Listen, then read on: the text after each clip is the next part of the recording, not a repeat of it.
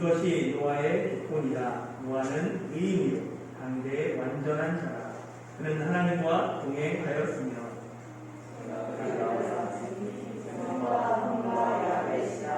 그때 온 땅이 하나님 앞에 부패하여 포악함이 땅에 가득하니라. 하나님이 보시기를 땅이 부패하였으니 이는 땅에서 모든 털 있는 자의 행위가 부패하였더라. 하나님이 노아에게 이르시되 모든 혈육 있는 자의 포악함이 땅에 가득하므로 그 끝날이 내 앞에 이르렀으니 내가 그들을 땅과 함께 멸하리라. 너는 부패를 나누고 너를 위하여 방주를 만들되 그 안에 칸들을 막고 역청을 그 안팎에 칠하라. 내가 만들 방주는 이러하니 그 길이는 300규빗, 너비는 50규빗, 높이는 30규빗이라.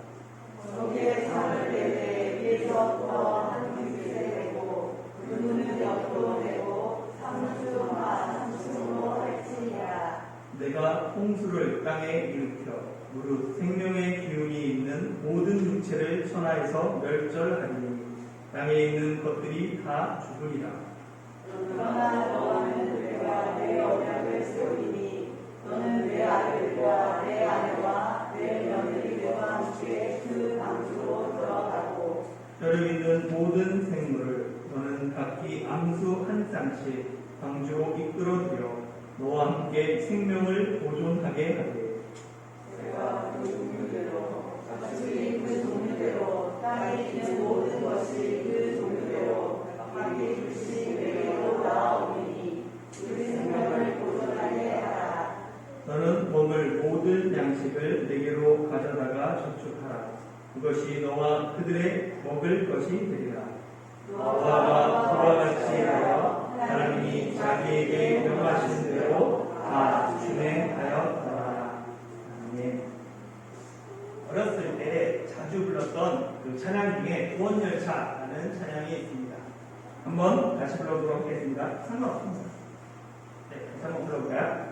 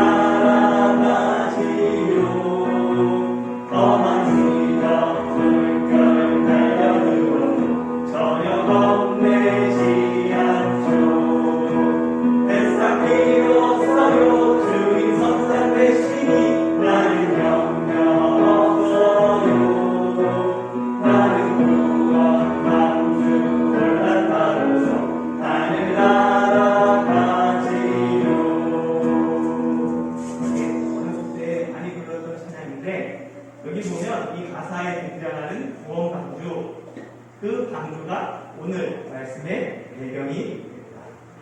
교회 다니지 않는 사람들도 한 번쯤은 들어본 이야기가 홍수 이야기, 그리고 노아의 방주 이야기입니다.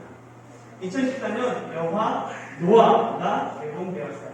물론 이게 성경적인 내용과 좀 다른 내용들이 있어서 여러 논란을 빚기도 했습니다. 근데 한번 성경과 비교해보면서 이 영화를 봐도 여러 의미가 있을 것 같아요. 창세기는 10개의 족보, 톨레도트로 되어 있다고 했어요. 첫 번째가 2장 4절, 하늘과 땅의 톨레도트. 이것이 하늘과 땅의 내력이다 라고 얘기하면서 쭉 전지천국에 대한 이야기가 있었고, 5장 1절에 두 번째 톨레도트. 이것이 아담의 계보이다 하면서 아담의 톨레도트가 있었습니다. 세 번째 톨레도트가 바로 노아의 톨레도트예요. 그래서 6장 9절에 보면 뭐라고 되냐면 이것이 노아의 족보다 라고 하면서 시작하게 됩니다. 그래서 이 노아의 톨레도트는 6장 9절부터 9장까지 계속해서 되어 있습니다. 그리고 이 주요 내용이 말씀드린 홍수 그리고 방주입니다.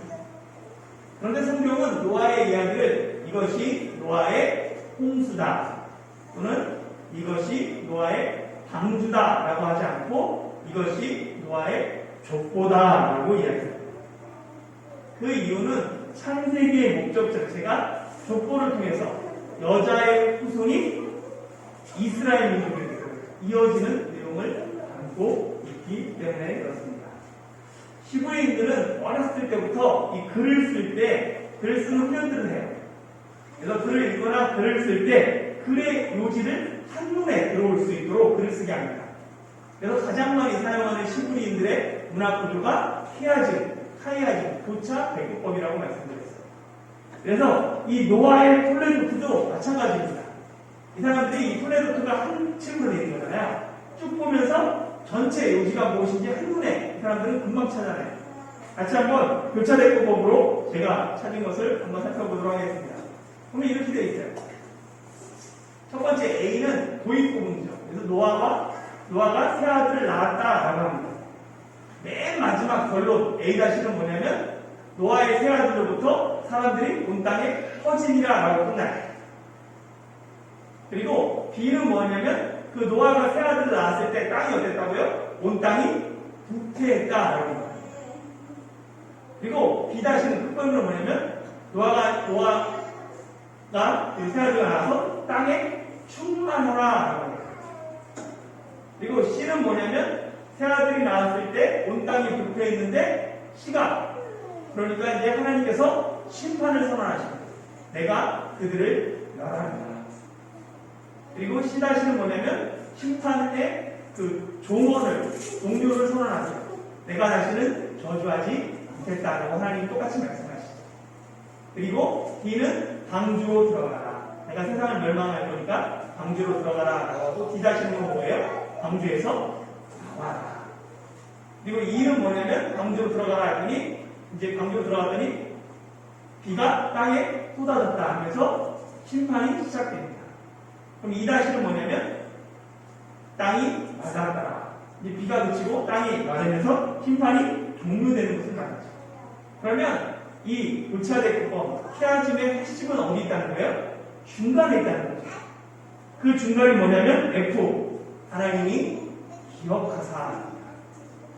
그러니까 A부터 E는 쭉 하나님의 심판을 강조하는 거예요. 심판이 이런 순서대로 돼서 하나님의 심판이 된다는 거예요. 그러면 E-부터 A-까지는 하나님의 은혜에 대해서 말하는 거예요. 그 중심점에 F 하나님이 기억하셨다는 거예요.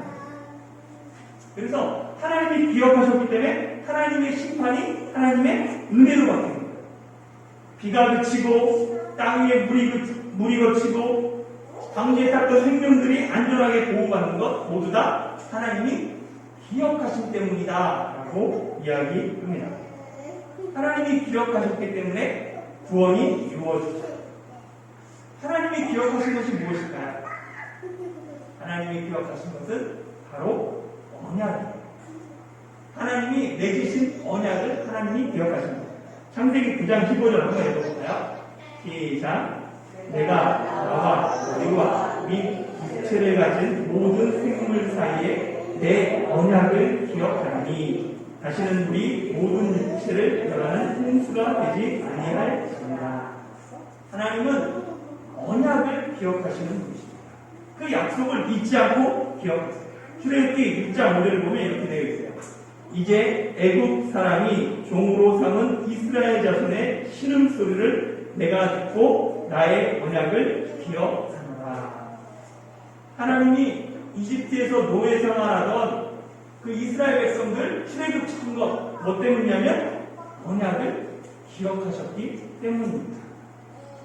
이스라엘 백성이 힘들어서 신음하고 고통 가운데서 하나님께 부르짖을 때 하나님 들으셨어요.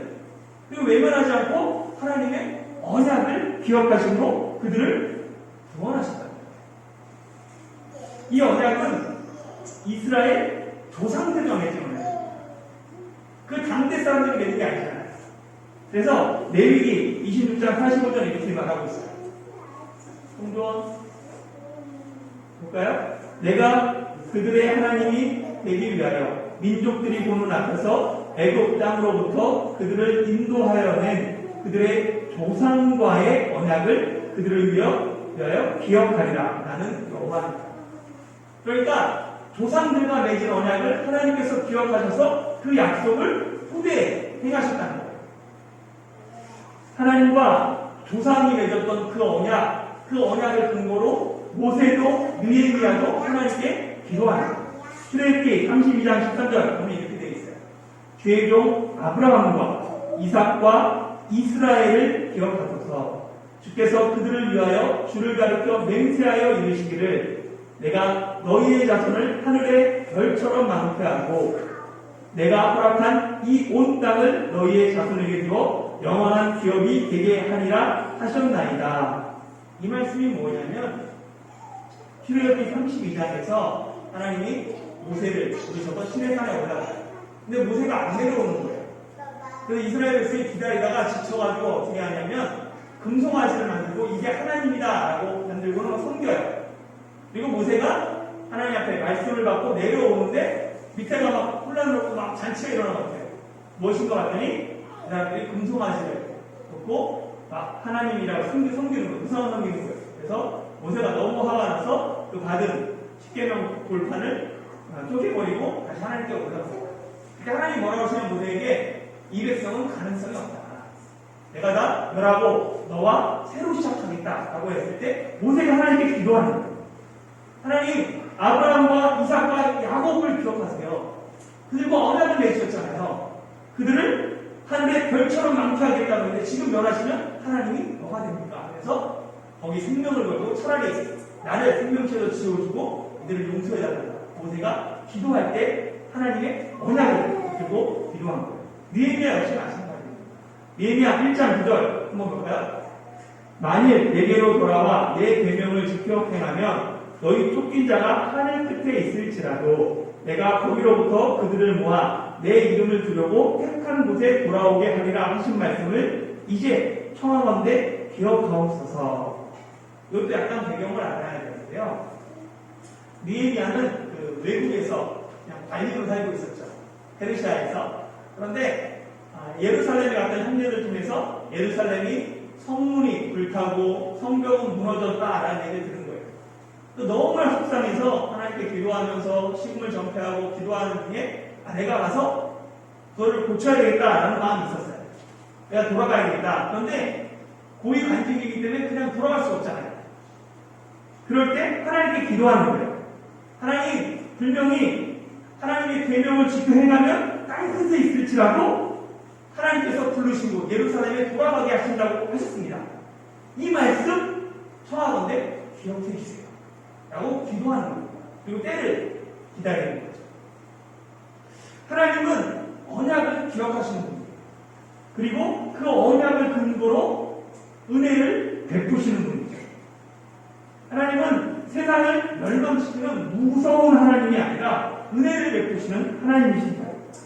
세상은 멸망한다라고 선포하셨지만 인간의 날을 120년의 유예 기간을 통해서 중대하게 했어요. 그러나 인간의 날을 허락하시죠.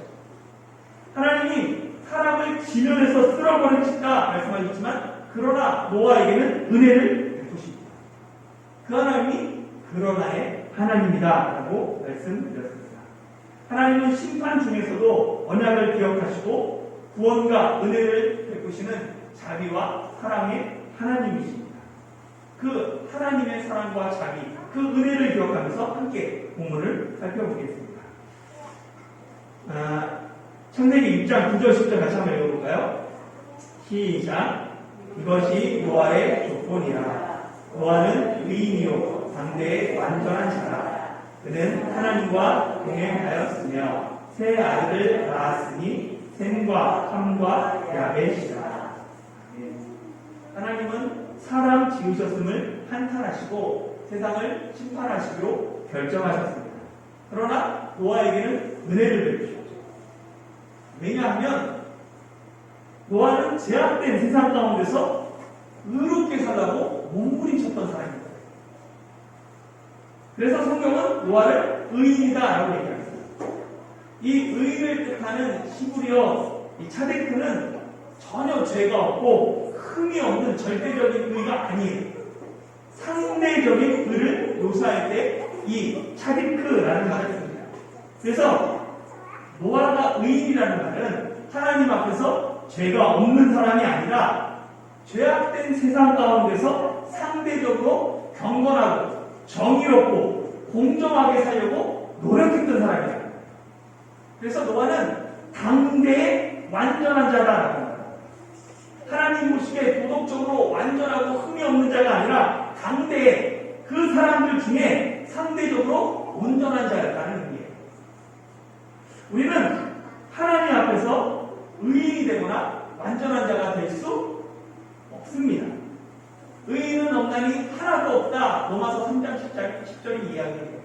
전도서 7장 20절도 선을 행하고 전혀 죄를 범하지 아니하는 의인은 세상에 없다라고 합니다.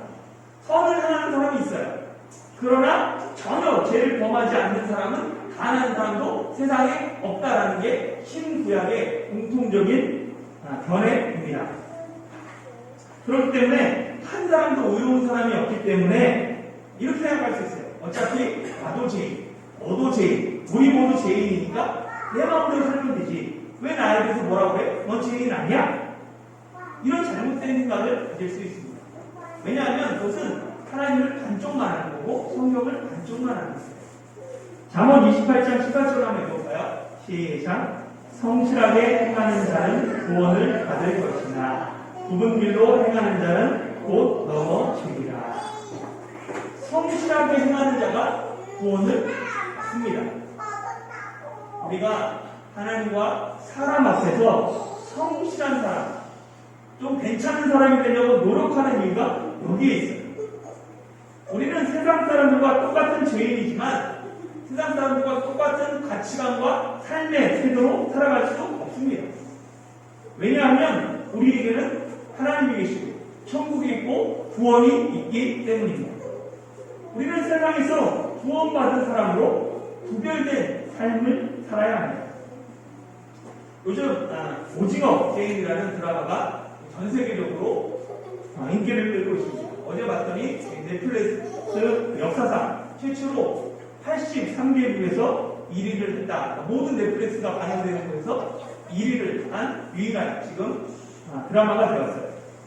오징어 게임은 지옥과 같은 현실을 살아가는 다양한 사람들이 456억을 얻기 위해 목숨을 걸고 게임에 참여하는 이야기입니다. 전 세계가 오징어 게임에 이곳에 열광하는 이유가 뭘까요?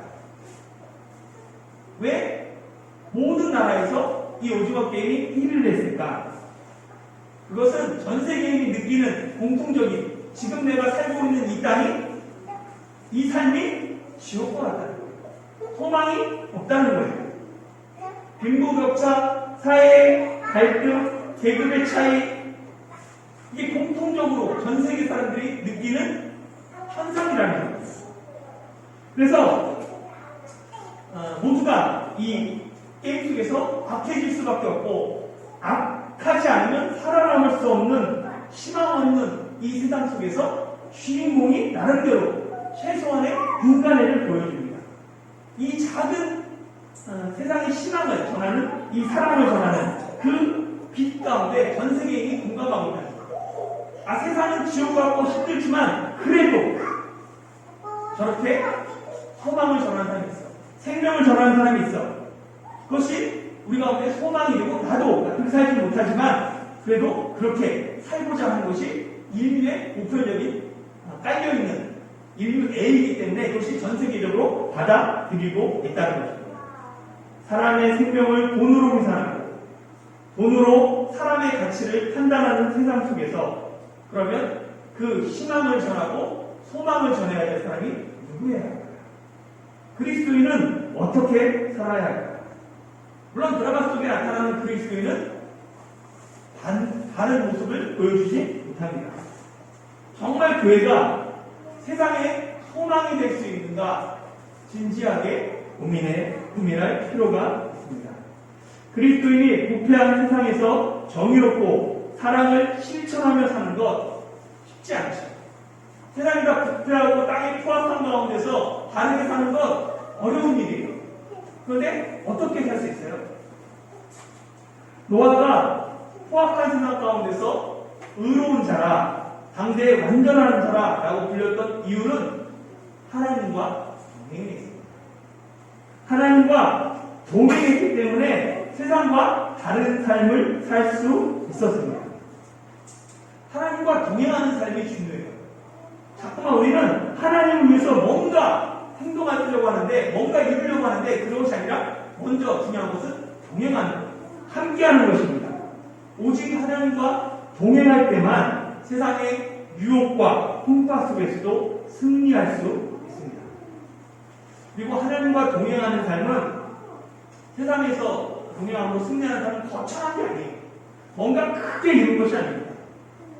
에녹이 하나님과 동행하며 자녀들을 낳은 것과 마찬가지로 노아 역시 마찬가지였어요. 하나님과 동행하며 새 아들을 낳았습니다. 사람들이 보기에는 별 차이가 없어요. 이전 삶과 똑같습니다. 평범합니다. 그런데 그 의미가 달라요. 하나님을 모르는 사람들은 그냥 먹고 살고 자녀 낳고 살다가 사라져요. 그러나 하나님과 동행한 사람은 자녀를 통해 하나님의 언약을 계승합니다. 하나님의 약속이 자녀를 통해 계속해서 흘러가게 하는 거예요. 자녀가 하나님의 언약을 이어가는 통로가 되고 하나님이 기억하시게 하는 통로가 된다는 거예요. 지난주 중에 한국 주요 교단들의 총회가 있었습니다. 9월 총회가 있었죠. 매년 총회마다 교인 수가 발표돼요. 근데 그 교인 수가 최근에 해마다 줄어들고 있죠. 장로교 합동 교단은 지난해 17만 3,378명이 감소했습니다.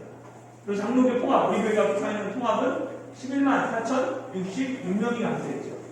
이 두 교단에 합쳐서 1년에 작년 한 해에 28만 7,444명이 감소했습니다. 이 정도 숫자는 어느 정도 숫자냐면 이 두 교단 빼고 웬만한 교단이 이 정도 크기예요. 그러니까 웬만한 교단 하나가 작년 한 해에 없어진 거예요.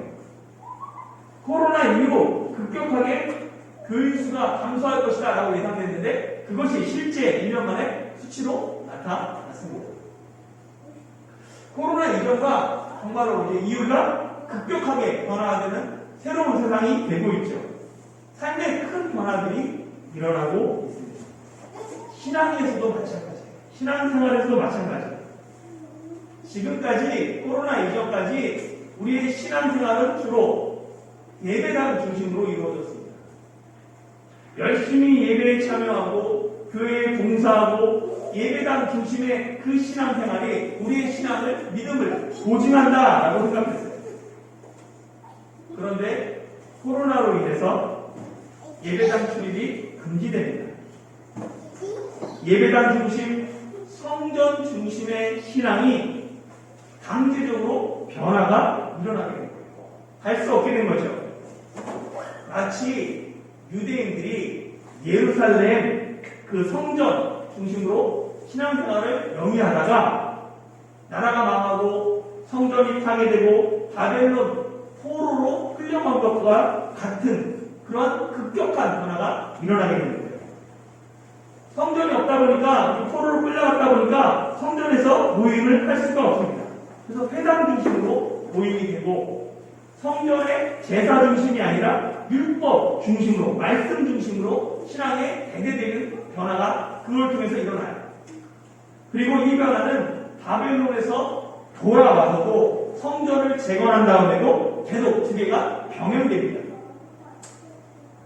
이와 같은 변화가 오늘날 지금 이 시간에도 일어나야 하죠. 예배당 중심 그 신앙이 가정 중심으로 변할 수밖에 없는 상황이 되는 거죠. 코로나로 예배당 중심의 신앙이 흔들리게 됩니다. 특히 대부분 교회 학교가 어려움을 겪고 있어요. 예전에는 그냥 자녀들 나는 열심히 교회 봉사하고 자녀들 교회 학교다 맡겨놓으면 됐어요. 그러면 교회 학교에서 알아서 신앙의 교육들이 이루어졌습니다. 근데 코로나로 인해서 교회 학교가 문을 닫잖아요. 그러니까 가정에서 어쩔 수 없이 가정 중심으로 신앙의 전수가 이루어져야 됩니다. 이제 부모가 자녀에게 신앙을 전수하는 시대가 되었어요. 함께 말씀을 읽고 함께 암송하며 다양하게 성경 보면서 질문하고 하브루타 교육이 가정에서 이루어져야 합니다. 이런 변화 속에 가장 중요한 것이 부모의 역할입니다. 부모가 먼저 하나님을 알아야 돼요. 하나님과 동행해야 됩니다. 그래야지 남편에게, 그래야지 아내에게, 그래야지 자녀에게, 그래야지 부모님에게 나눌 것이 있습니다.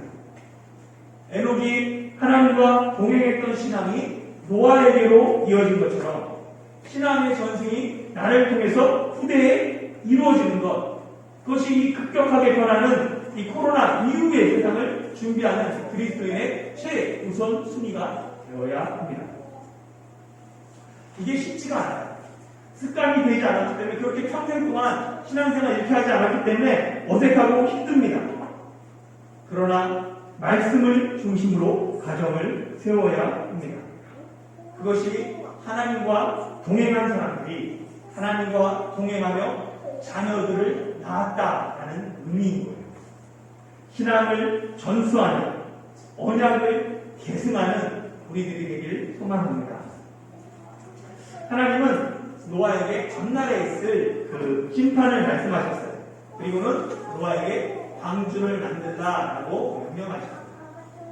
이 방주에 해당하는 히브리어가 테바라는 단어예요. 테바의 정확한 어원은 알려져 있지 않습니다. 그런데 성경을 보다 보니까 출애굽기 2장에 다시 테바라는 단어가 등장해요. 갓난아이 모세를 태운 그 갈대 상자가 테바로 되어 있습니다. 그러니까 이 방주랑 갈대 상자랑 똑같은 단어로 되어 있고요. 일단은 방주랑 그 갈대 상자는 엄청난 크기의 차이가 있습니다. 방주의 크기를 환산하면 큐빗이 한 45cm 돼요. 그래가지고 하면 길이가 135m, 너비가 22m, 높이가 13m. 이 크기가 농구장 20개, 농구장을 10개씩 이열로 나열한 그 크기가 이 크기입니다. 실제로 전 세계 몇 곳에 이 똑같이 실물 크기로 만들어 놓은 방주의 모형들이 있어요. 저는 홍콩에 가서 실제 가봤습니다. 그러니까 홍콩에 가면 이 크기가 있어요. 엄청나게 큰 크기가 있는데, 그거와 다르게 갈대 상자는 갓난아이가 들어갈 크기죠. 한 커봤자 5, 60cm, 한 3개월 된 아이가 들어갈 수 있는 크기. 그 크기입니다. 그러니까 이 테바는 크기랑은 상관없어요. 또한 일반적으로 배에는 자체 동력이 있고 방향을 조정할 수 있는 장치가 있습니다. 그런데 테바에는 방향을 조정할 수 있는 방향탑, 내가 운전할 수 있는 그게 없고, 그 다음에 자체 동력이 없어요. 사람이 노를 젓거나 오리배조차도 뭐예요? 팔로 굴러야지 하잖아요. 동력이 있어야 되잖아요. 근데 그런 것이 아무것도 없습니다. 돛도 없어서 방향이나 동력을 이용할 수도 없어요. 그러니까 테바는 배에 필요한 최소한의 장치가 없습니다. 그럼 테바는 뭘 뜻하냐면 그냥 물에 뜨기만 하는 거예요. 다른 것이 없어요. 그래서 물에 잘 뜨는 그냥 이렇게 그 상자 형태의 배가 테바입니다. 그리고 이 방주와 갈대 상자는 똑같이 물이 스며들지 않도록 안팎에 역청을 칠했을 뿐이에요. 역청만 칠해 놓았습니다. 이 테바는 구원을 상징합니다. 하나님이 이 테바를 통해 홍수 가운데서 노아와 그 가족을 구원하셨죠. 마찬가지로 나일강에서 모세를 구원하셨습니다. 구원해 보면 노아도 모세도 자신이 한 것은 아무것도 없어요. 그냥 그 방주에 타고 있을 뿐입니다.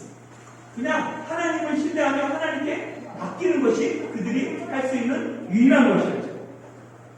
그래서 보면 방주에는 창이 오직 하늘을 향해서만 나아 있습니다.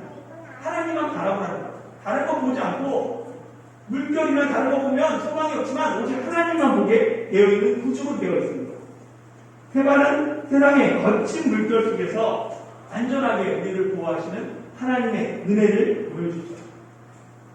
하나님께서 그래서 방주를 만들고 그 방주의 안팎에 역청을 바르라 라고 말씀하셨어요. 그런데 재밌는 것은 이 역청을 칠하라 라는 이 말씀의 언어를 보면 코펠 카파르라고 되어 있습니다. 히브리어는 옛날에 그 고대 언어는 그냥 자음만 있었어요. 근데 이 코펠이랑 카파르가 자음이 똑같습니다. 왜냐하면 어근이 똑같기 때문에. 그러니까 역청을 뜻하는 코페르와 칠하다라는 카파르가 같은 단어로 보이는 거예요. 똑같은 단어. 그리고 이것이 어근이 같기 때문에 그럽니다.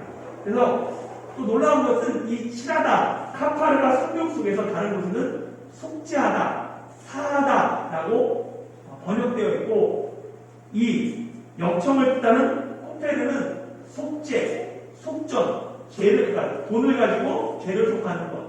이런 식으로 번역되어 있습니다. 그러니까 이 역청을 칠하라라는 말은 속죄로 죄를 사하라라는 말이에요. 같은 의미로 되어 있죠. 그러니까 역청을 안팎으로 칠하는 것은 물의 침투를 막는 것처럼 예수 그리스도의 피로 그의 안팎을 칠하는 거예요. 그럴 때 세상의 죄가 교회의 방주로 침투하지 못하게 됩니다. 오직 테마에 들어감으로 구원을 받고 역청을 칠함으로 테마 속에서 안전하게 보호를 받게 됩니다. 예수 그리스도의 보혈이 우리를 이 세상 가운데서 안전하게 보호하신다라는 것을 보여주는 하나의 예표가 되는 것이죠. 사랑하는 성도 여러분, 하나님께서 노아의 방주를 만들게 하신 이유는 노아와 그의 가족과 모든 생물의 생명을 구원하기 위함입니다. 하나님의 뜻은 멸망에 있지 않고 구원에 있습니다. 생명을 구원하고 생명을 보존하는 것이 하나님의 뜻이죠. 하나님이 세상을 이처럼 사랑하사 독생자를 주셨으니 이는 저를 믿는 자마다 멸망하지 않고 영생을 얻는 것, 구원을 얻는 것이 하나님의 뜻입니다. 노아는 이 뜻을 위하여 자신의 모든 재산과 시간과 열정과 노력을 쏟아부어 방주를 만들었습니다. 때로는 사람들이 비웃고 미친 사람 취급했을 것이지만 노아는 모든 어려움 속에서도 하나님의 명령을 다 준행했습니다. 그러니까 노아는 자신의 믿음을 어떻게 보이냐면 하나님의 말씀을 다 준행하고 행함으로 삶으로 증명했습니다. 그래서 시브리서 11장 7절은 노아를 이렇게 말합니다. 믿음으로 노아는 아직 보이지 않는 일에 경고하심을 받아 경외함으로 방주를 준비하여 그 집을 구원하였으니 이로 말미암아 세상을 정죄하고 믿음을 따르는 의의 상속자가 되었느니라. 노아의 믿음으로 노아와 그의 가족과 모든 생물까지 구원받았습니다. 노아처럼 불법과 폭력과 돈이 지배하는 세상 속에서 하나님의 말씀을 다 준행함으로 나의 믿음을 삶 속에서 증명하는 저와 여러분이 되시길 예수님의 이름으로 축원합니다.